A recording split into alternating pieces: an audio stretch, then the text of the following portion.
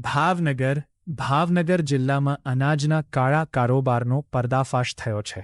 મહુવા મામલતદાર અને પોલીસે સંયુક્ત દરોડા પાડી કાર્યવાહી કરી। અનાજના ગોડાઉનમાંથી 21 લાખનો ગેરકાયદે અનાજનો જથ્થો ઝડપાયો। નેશનલ હાઇવે નજીક આવેલા ઓમનિયાવદર પેટ્રોલ પંપ સામેથી સરકારી અનાજનો ગોડાઉન પકડાઈ છે। ગરીબ અને મધ્યમ વર્ગના પરિવારોને અપાતું સરકારી અનાજનો મોટા પ્રમાણમાં સંગ્રહ કરવામાં આવ્યો હતો।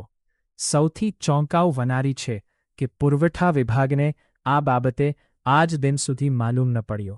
સંગ્રહખોરો અને પુરવઠા વિભાગની મિલીભગત હોવાની શહેરમાં લોકમુખે ચર્ચા જાગૃત નાગરિક દ્વારા ગેરકાયદેસર અનાજ સંગ્રહના ગોડાઉન બાબતે પોલીસ કંટ્રોલમાં જાણ કર્યા બાદ મહુવાના મામલતદાર દ્વારા રેડ કરાઈ કાર્યવાહી કરીમાં 32,491 કિલો ઘઉં, 8,400 કિલો ચોખા, 8,443 કિલો બાજરી, 8,050 કિલો ચણા, 1,1350 કિલો તુવેર દાળનો જથ્થો પકડાય છે।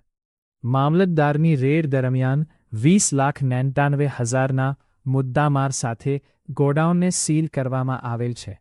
અફઝલભાઈ નામના વ્યક્તિ દ્વારા આ ગોડાઉન ભાડે રાખવામાં આવ્યું હતું અને જ્યાં આ અનાજનો સંગ્રહ કરવામાં આવ્યો હતો।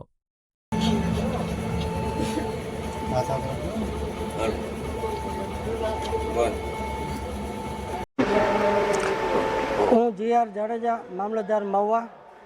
આજરોજ પોલીસ કંટ્રોલ રૂમ ખાતે એક ફરિયાદ મળેલી કે અહીંયા આપણે નેશનલ હાઈવે ઉપર ઉમણિયાવદર પેટ્રોલ પંપની પાછળની સામેની સાઈડમાં આવેલ એક અનાજના ગોડાઉનમાં ગેરકાયદેસર જથ્થો હોવાની પોલીસ કંટ્રોલ રૂમ ખાતે કમ્પ્લેન આવેલી, જે અન્વયે આજરોજ પોલીસ ડિપાર્ટમેન્ટ અને અમારા નાયબ મામલતદાર પુરવઠા દ્વારા સ્થળ તપાસ કરતા ત્યારબાદ આજરોજ ઘઉંનો જથ્થો 32,491 કિલો, ચોખા 8,400 કિલો, બાજરી 843 કિલો, ચણા 850 કિલો, તુવેર દાળ 1,350 કિલો તેમજ એક કેરી વાહન, એક બોલેરો અને એક રિક્ષા, આ તમામ જથ્થો મળી આવેલો હતો।